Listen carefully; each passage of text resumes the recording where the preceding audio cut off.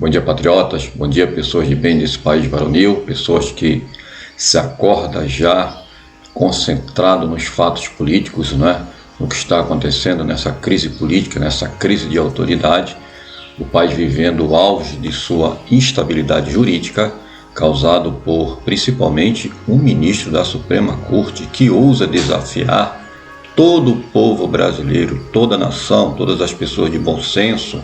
Ele representa realmente uma afronta à democracia, né? E ele está sendo apoiado, né, pela grande mídia, pela imprensa, que cumpre o seu papel de desinformação. Na realidade, não é sua função, mas é o que eles têm feito ultimamente. Então, assim, eu tenho um áudio do deputado Daniel Silveira, no aeroporto, né, que deixou lá o seu carro, e para pagar o estacionamento teve que, claro, usar o seu cartão. E para sua surpresa, né, o seu cartão estava ali, todos os seus bens bloqueados por ordem do Alexandre de Moraes. Nós entendemos que, pela determinação do ministro Alexandre de Moraes, uma vez o deputado federal Daniel Silveira aceitasse, né, ser colocado à tornozeleira, ou seja, ele cumprindo a ordem monocrática, né, do tirano Alexandre de Moraes, não seria interditada as suas contas, né, através do Banco Central. Portanto, não foi o que aconteceu, né? Então, assim, isso só aumenta a incredulidade, né, do povo com relação à Suprema Corte, uma vez os demais ministros se silenciam diante das arbitrariedades deste ministro, ou seja, eles chancelam, né, seja com silêncio, ou seja, quando o caso é levado a plenário. Então, neste caso, eu gostaria que vocês assistissem esse áudio, né, que me chegou ontem, né, hoje é sábado, hoje é domingo, chegou ontem no sábado, e a gente não pode atestar a veracidade desse áudio, mas aparentemente a voz é de fato do Daniel Silveira, e ele, né, desesperado, porque ele está no aeroporto querendo sair, né, e não consegue pagar o seu carro. Então vamos assistir esse vídeo aí, esse áudio, aliás, e aí depois a gente faz o comentário.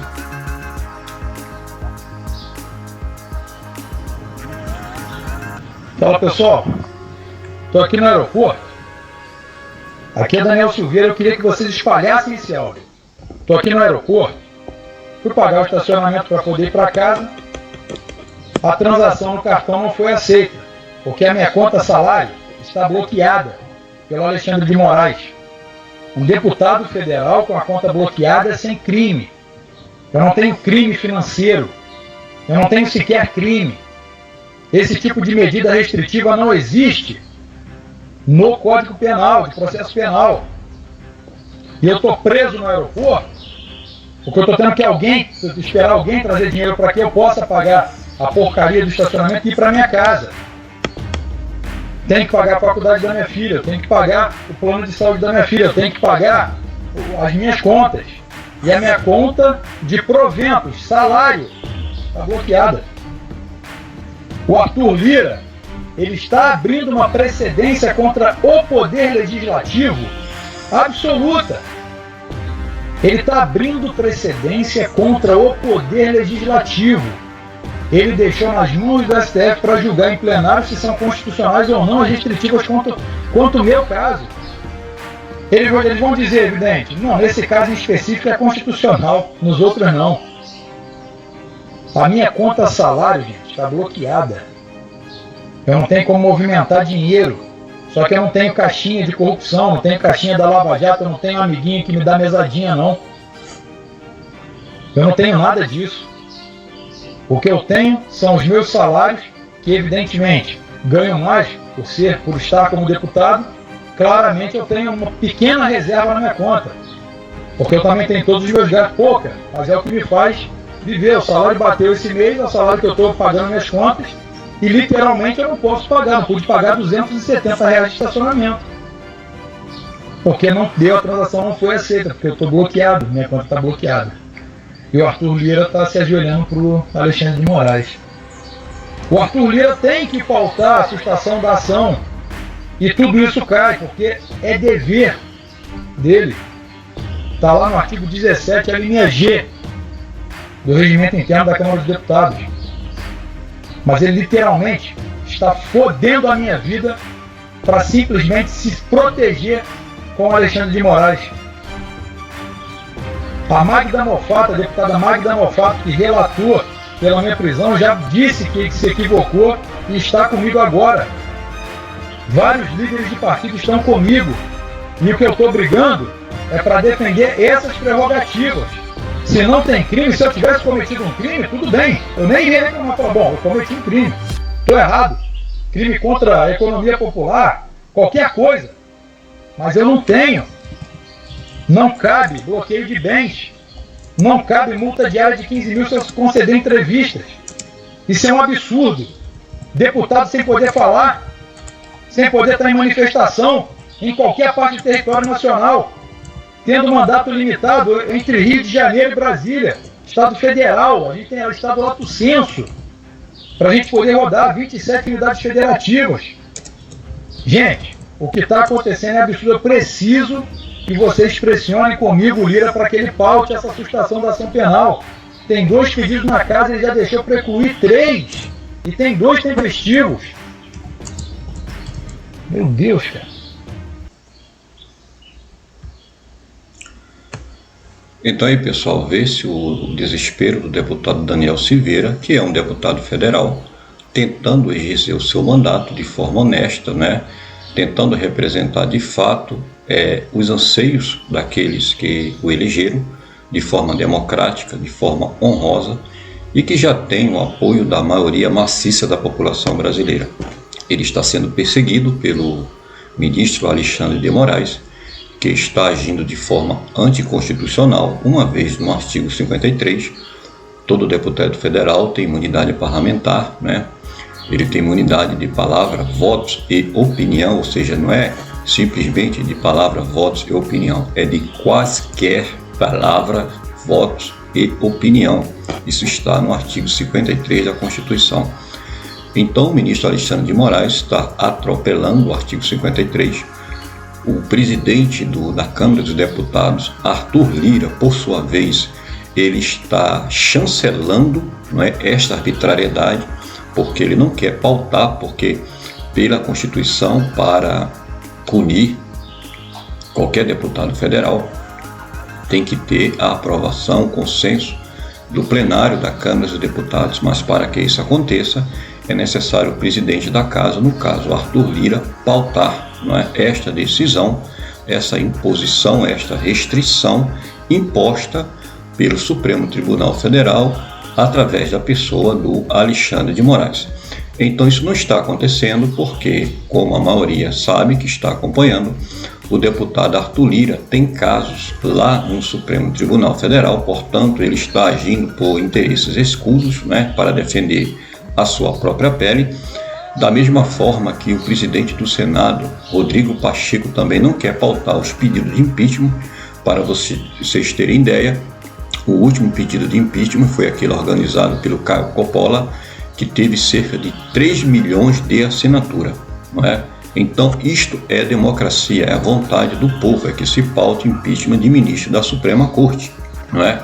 Já foram arquivados dezenas, né, cerca de 48 pedidos de impeachment que foi engavetado quando o Davi Alcolumbre saiu no último dia, né, da sua presidência no Senado.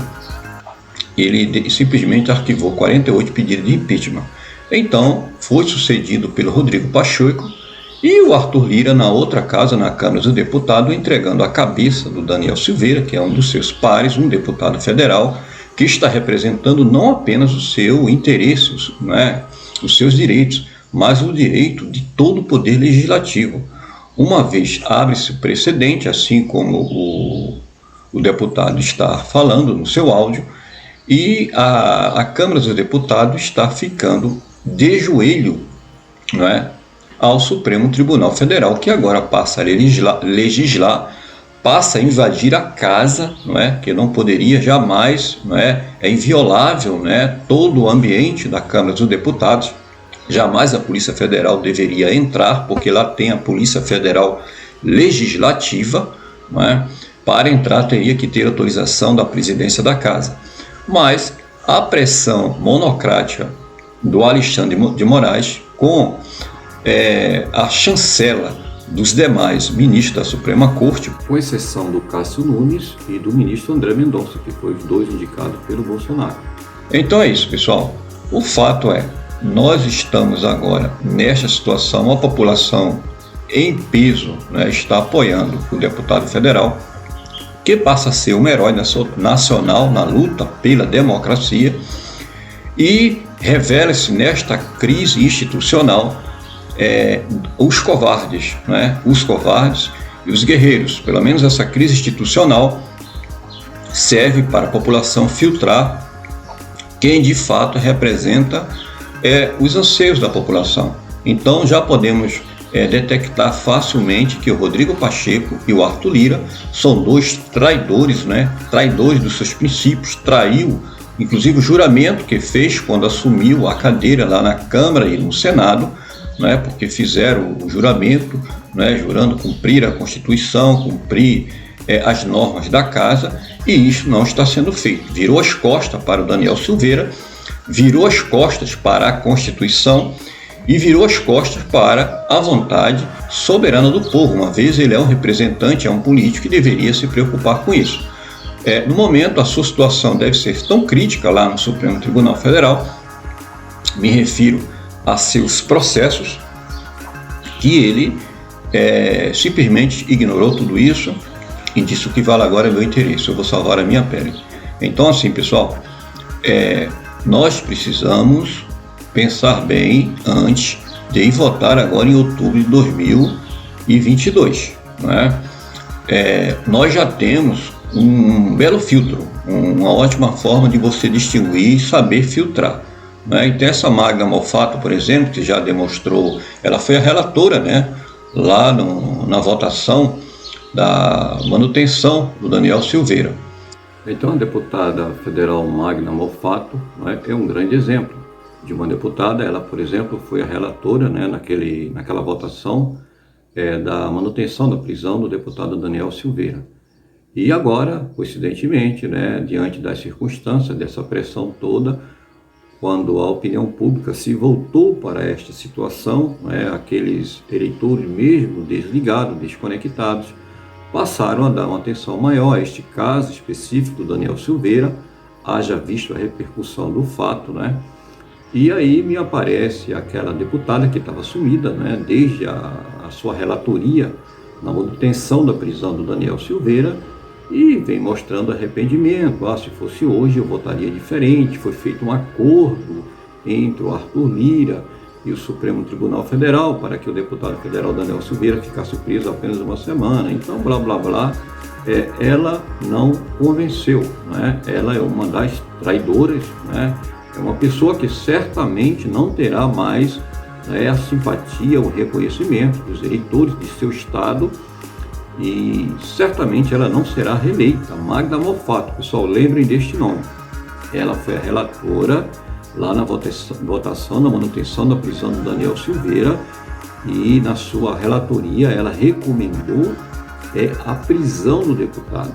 Então, se esse quadro chegou a este clímax, deve-se muito à relatoria desta deputada. Então, na verdade, ela está mais preocupada, subentende-se, né, diante da sua reação em silêncio durante todo esse tempo, que agora tem eleição e ela vai se candidatar à reeleição certamente. Então não passará, deputada Magda Mofato, a senhora não vai ser reeleita, viu? E os 364 deputados, né, que lhe acompanharam, né, que votaram pela manutenção do deputado Daniel Silveira, nós sabemos que muitos agora se arrependeram, né, estão pensando diferente, que se fosse hoje votaria o contrário, né? Pessoal, é o seguinte, não tem segunda chance para estes 364 deputados, não tem. Não acreditem no conto do vigário.